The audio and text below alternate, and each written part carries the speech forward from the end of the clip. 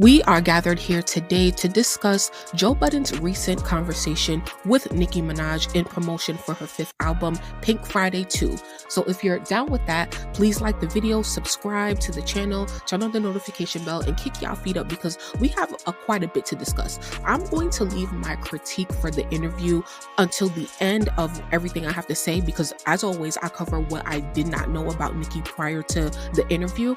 And so just make sure that you watch to the end if you really care about my critique. But for now, let's get into the facts. So the interview started off, or it took place in New York City during Nicki's album release week. Nicki and Joe started off the interview talking about the intro track to the album Are You Gone Already, which is a song that is reflecting on losing Nicki Minaj's father as well as the birth of her first son. She says that she always knew it would be the intro to the album, and she wanted people to understand that losing the juxtaposition of losing her father and having her firstborn son was a monumental moment in her life. And she said that if we saw the documentary, which she's been teasing for so many years now, we'd understand it. But since we haven't gotten the documentary yet, she has to explain about the song and its importance and all of that stuff, which we'll get into. And she's been doing a lot of that in her interviews as well as on Station Head and going live and talking about the album. She recalls the last communication that she had with her father, which was after giving birth to her son.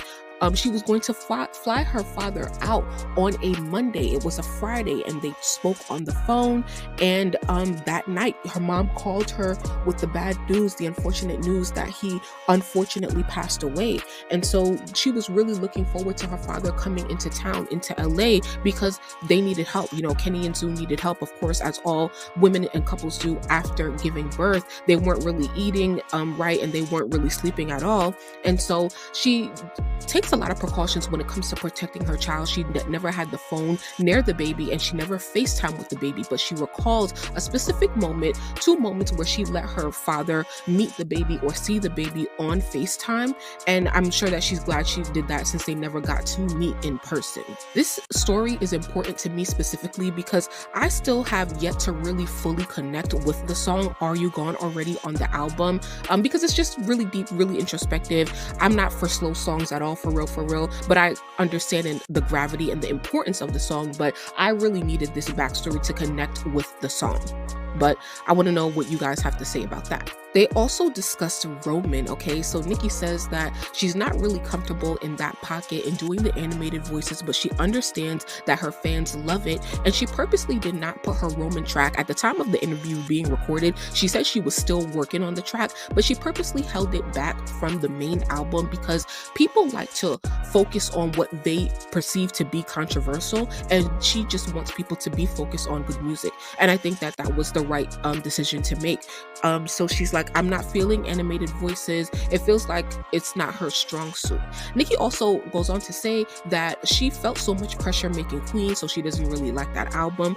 Very, very unfortunate. She feels like she had to prove herself. So the bars were there, but the energy for that album, I think everybody can agree that it was off in several ways, but that's in the past.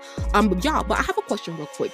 What does double time flow mean? Maybe I should have Googled that before I started recording, but I'm sure if I knew, I would be able to recognize it, but I just don't know, it's a vocabulary word that I never knew, okay? She starts talking about the current state of hip hop, and then Joe says how he caught her on a Station Head rant, and Nicki was like, I just be having fun in my own world with my fans, y'all should not be listening to that. So Joe Budden says that, do you think that basically the game needs to be messed up in order for Nicki to go as hard or have something to write about? And Nicki obviously refutes that, but I think it still gives you a sense of energy and urgency and coming with fire to know and to change everyone's perspective and attention back to what really matters when we.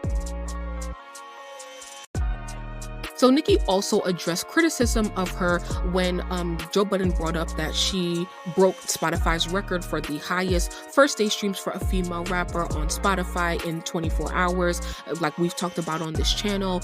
And it went viral because she did it in her animated voice, but like, I want y'all to understand, especially for those of you who are not fans, you have to understand that Nicki is using your words and your critique back on you. When she's using that animated voice and the body language, she's showing you guys how dumb you look when you said Nicki is not gonna thrive when she has more competition. Nicki was only successful because she was the only one. Do y'all hear how stupid you sound? Because now there's like 50 female rappers and Nicki is still on top effortlessly. Okay?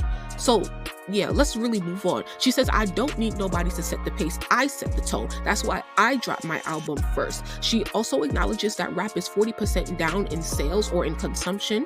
And so she also makes it clear that like she does not only want to speak down on women and female rappers. They are some of the best rappers. When we talk about rap or hip hop not being taken seriously, there's no gender to it. It's all rappers, all new rappers. She says there's a lot of female rappers that I love as rappers and as people. Some of them even inspire me in their delivery, cadence, and flows. Okay, this is an interesting question. Joe asked Nicki how she feels about Hip Hop 50, celebrating 50 years of hip hop, and I've been wanting to have this discussion on this channel as well. So Nicki says, shout out to the OGs. If it wasn't for them, my son wouldn't have any food to eat, which is a great response. But my deeper conversation I want to have is why Nicki, for the most part, is being left out of the Hip Hop 50 celebration that's been going on in the industry when she is such a pioneer and titan in the game. But we gonna move on from that. He acknowledges the Vogue cover, and that was a full circle moment.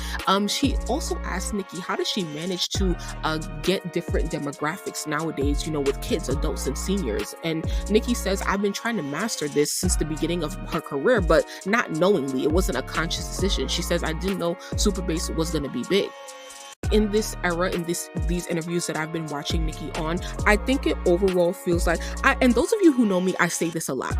Artists, when they come out and they're promoting an album and they're doing interviews, it's always, I'm in the best place I've ever been in. I feel so creative. Nicki has always said that with almost every album. And so sometimes it's hard, especially when you look back on Queen and she looks back on Queen and says, man, I was so pressured. I was so stressed. I've had so much to prove. But for me, I feel like it's very believable this time around when Nicki says, I am finally back in my bag. The juices are flowing and I am recording and writing nonstop. She says everything is a bar because it's fun again, And so Joe asked her, is there a concentrated effort to be more melodic? Because a lot of people have said in critique, and some not, that there is a lot of singing on the album, more singing than rapping. I don't know if I would agree with that, but it is what it is. Nicki says it just happened. She said, I used to do a lot of my singing on my mixtapes, and Pink Friday. I'm just having fun. And Nicki talks about her recording and writing process a lot. She says that when she hears a beat, the first thing she does is go to the melody. She does the top line and then comes back in to write the words. So if you're recording like that, then you're gonna be singing, right? That's what melody is. And so she says, it's gone back to being fun, but it wasn't fun for a while. Now it's because I feel complete. So now I'm back to my love of creating music and focusing on my fans. Seeing them happy reminded me of why I started doing this in the first place. Once they're happy, I don't care. We be in our own world. Now, Joe acknowledges that this era also feels like the maturation of the Barbz, where our sole focus is on Nicki. And Nicki responded in agreement, saying that the Barbz finally understand their power and understand that they are being used by labels, the industry, as well as publications in the media and other artists. And so now they're taking control of the power that they have. And I'm so glad, like, Nicki mentions the Barbz in Falling For You, and makes it a point to speak about the Barbz in every interview these days. And we're always there, we're always being mentioned, but it's in a more like sort of like, this is important for us to do a segment on. And I really do appreciate that, because it's a reciprocal relationship and it's such a reason why Nicki is so successful. She said, I'm looking forward to seeing my fans in person. I've been seeing my friends grow into real people, professionals, doctors, and lawyers. So just one more point and then we'll get into my critique of the interview. So if you're still here, please like the video and get ready to let me know y'all thoughts, because I want y'all to critique this interview based on their last interview. So anyway, Joe asked Nicki, like, what's the energy in New York like? Nicki says she loves being in New York for album release day, but she says that she likes to create on the West Coast. And we know that she has a house in Malibu that we saw on the Vogue interview. and she likes to create there because there's a lot of water. And she says, I need a big space to think. The more I can see, the more I can think. If I really need to write or write fast, and look at the water, it's easier to do it there, you know? So Joe also says, like, makes a distinction between being like a perfectionist and having to prove yourself. And Nicki was like, I'm always going to push my pen because I'm a perfectionist. So of course you're always going to try to hear me say some stuff, say some complicated stuff, and it's probably going to try like look like I'm trying to prove myself when I'm really just a perfectionist because I write my verses over and over and over. Now let's get into the criticism. This interview was about, I would say, 6 minutes shorter than their previous interview in 2022. Not a super big deal. I spoke to Joe Budden. Those of you who didn't know, I asked him what his approach was for this interview, because in their previous interview he said that to basically talk to Nicki about music is kind of like bare minimum because she's so much more bigger than that and she has so many things going on. And I was really hoping for a more well-rounded interview, but he told me that this interview was going to be a music-based conversation, which it was. Me personally, I'm looking for more that, and I hope that we do get that at some point during this era, because I want to hear about Nicki's business. I want to hear about daily life. We heard a little bit of that, but I feel like in their last interview we talked about so many other things and topics. And however, you know, she's really in album promo mode, so she really wants her interviews and conversations to be based around the album, especially serious sit downs with Joe Budden and possibly Ebro. So my other criticism was Joe literally asked, like, oh, Cowgirl sounds like nothing else on the album. What is the importance of that record? And I'm like, are you kidding me right now? I am a cowgirl dragger right now, okay?